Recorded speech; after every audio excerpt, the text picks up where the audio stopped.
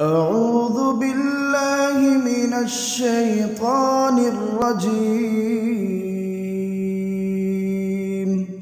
بسم الله الرحمن الرحيم.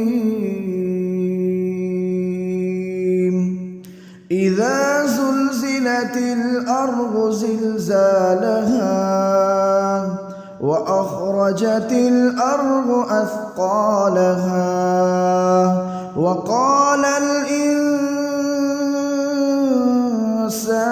ما لها يومئذ تحدث أخبارها بأن ربك أوحى لها يومئذ يصدر الناس أشتاتا ليروا أعمالهم فمن يعمل مثقال ذرة خيرا يره ومن يعمل مثقال ذرة شرا يره.